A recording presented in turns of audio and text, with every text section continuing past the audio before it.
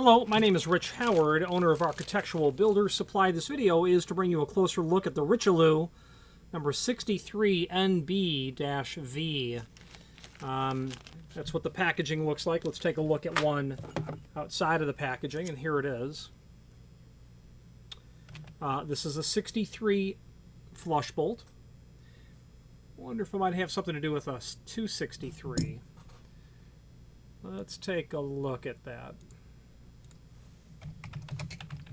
If you know flush bolts, you might be knowing what I'm going after. Yeah, pretty sneaky. The Ives 263 is a flush bolt. This Ives very likely, it's not the same flush bolt, but nonetheless. Ives has a 263 flush bolt that they may still make, maybe they don't. But Ives likely popularized this type of residential flush bolt 100+ years ago. I don't know the history of flush bolts, but it's not Richelieu, is what I'm driving at.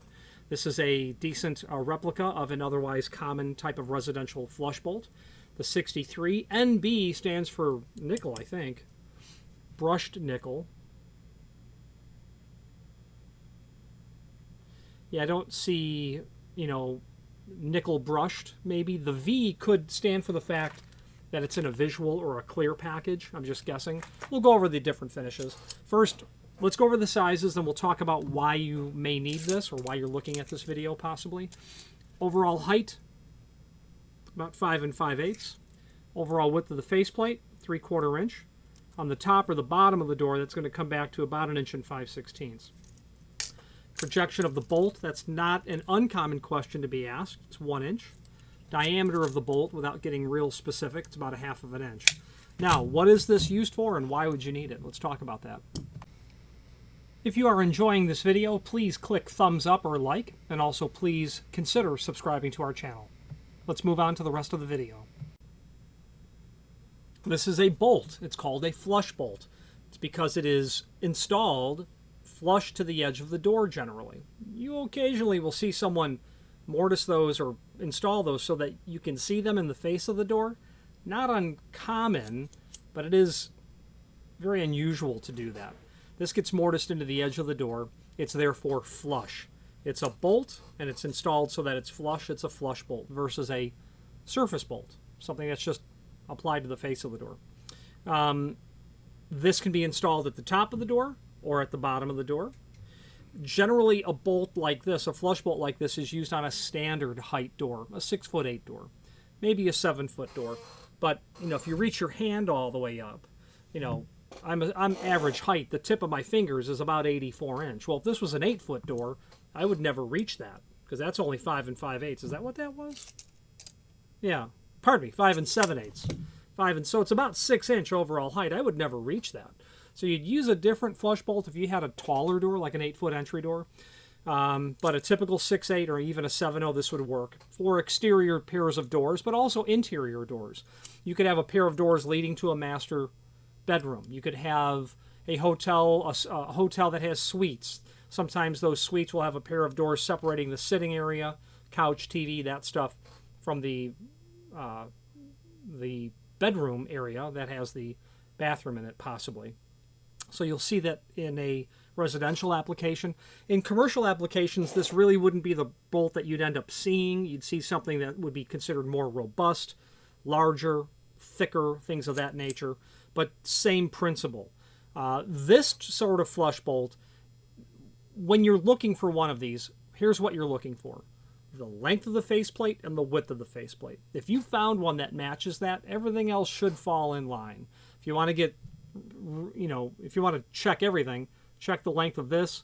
But the length, the height, or the length and the width of the faceplate really defines a flush bolt. If it's 6 3/4 by 1, or if it's 6 3/4 by 1 1/4, all of a sudden we know what kind of flush bolt we're dealing with.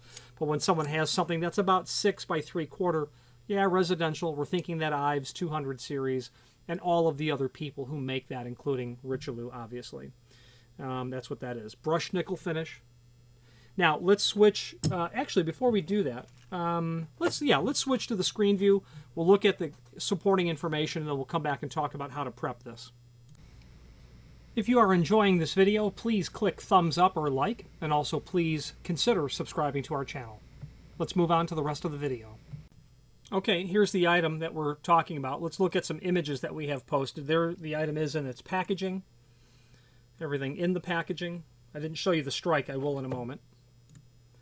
The bolt.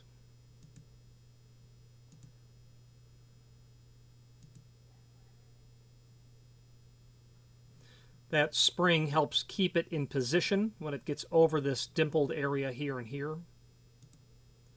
The bolt itself at rest, projected. That spring mechanism, keeping it in place.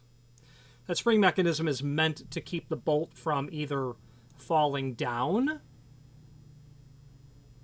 unlocking it, or falling it down so that it engages if it's installed at the bottom as well.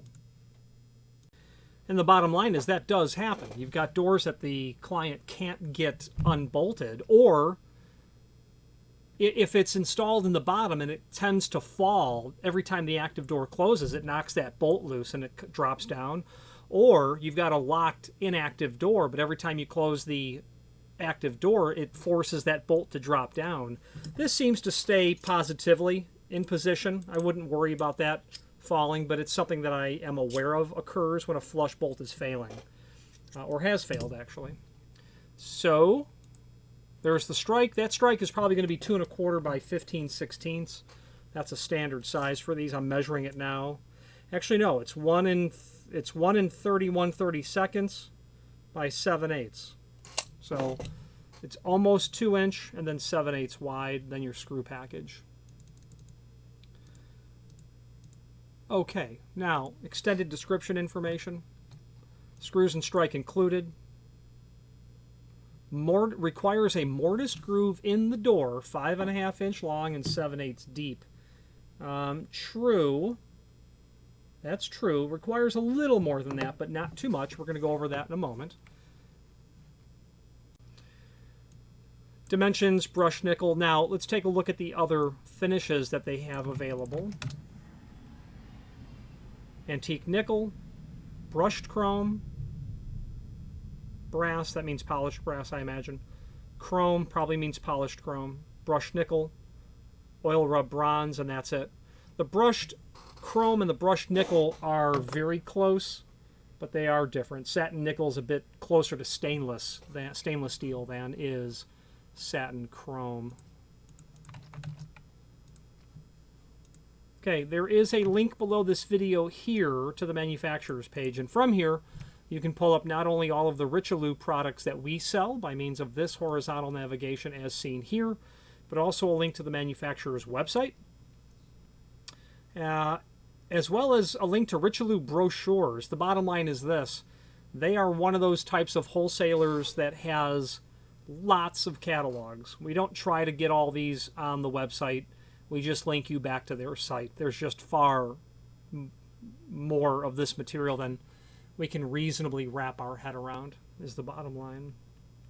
So, referring you back is the bottom line. Lighting solutions, closet accessories,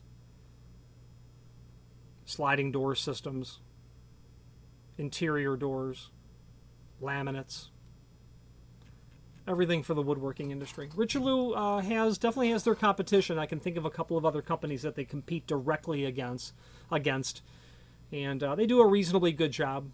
They are in their lane. They can talk to you about products that are in their catalog, sometimes not outside of items that aren't in their catalog. There might be a manufacturer that makes something that Richelieu sells, but they don't sell that variant of the item, and sometimes that can be a challenge to get information about that. Regardless, let's switch back to the camera view, talk about how to mortise this into the door if you're doing that, and then wrap up this video. If you are enjoying this video, please click thumbs up or like, and also please consider subscribing to our channel. Let's move on to the rest of the video. Okay, so the bottom line is this. If you want to mortise this in the door, it's easy. It's easy however you're going to do it.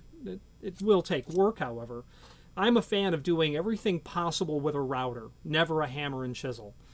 You can do this with a hammer and chisel. That would be awful, in my opinion. That would be bad. When they say their description said, requires a mortised groove in the door 5.5 long and 7/8 deep. Basically, what that would give you, if you took your door and you laid it on its edge, so now it's this way and you were propping it up, holding the door up, you could take your router and put it on one end of the door and go up and then stop at a certain dimension. Do that to a specific depth with a specific diameter router bit. So what's the diameter of the router bit? It's probably going to be this faceplate, which is, again, 3/4 inch. And that's what you would do. So they say 5.5 inch. Let's study that. From the end of the door, let's do this. From the end of the door to where that body ends, see, 5.5 inch is too long. I wouldn't do it. Well, you could. You're right there. 5 3/8 would be better. My point is I'm drawing attention to not mortising. 5.5 is going to put me right to the top of that screw. I might cheat that another 1/8 of an inch. I want to get right down to here, which is just heavy on 5 1/4. 5.5 is close to that screw. Then 7/8 deep, that's going to get me all of the allowance to get the business end of the bolt packed in. Sure, 7/8 deep, that's going to put you shy of that mounting screw.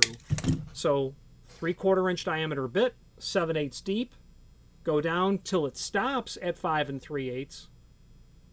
Okay, that would be the mortise that you would prep, but then you've got to come back and do just the thickness of this portion to get you the rest of this, which is going to be whatever, 1/2 inch. Well, it would be 5 7/8. Yeah, it'd be 1/2 inch, and then over here you'd have to mortise that and square that out to give you that mounting area. You wouldn't surface mount that. You wouldn't surface mount that at all. That's how you would end up doing that. So the main body prep, and you would do it in multiple passes, and then you would reset the depth of your router and then just come back and just go a little bit further to get this, and that radius of the flush bolt face is going to be 3/8 radius is the bottom line. Down here the same, and then you'll square those corners out. Stay away from the screw holes. Stop just shy of those, and you're really, really in good shape. Here's that strike plate. Got a oval hole. That's going to allow you to have a little bit of play. You don't want these holes too large because otherwise the door will slop around in there. You don't want them too tight because alignment, is an issue. So that's what this is all about. If you have any questions on how to mortise for this item or this Richelieu product at all, please feel free to reach out to us. And thank you very much. Again, thank you for watching, and if you've enjoyed this video, please click thumbs up. Please subscribe and maybe even send the video to someone that you know. Thank you.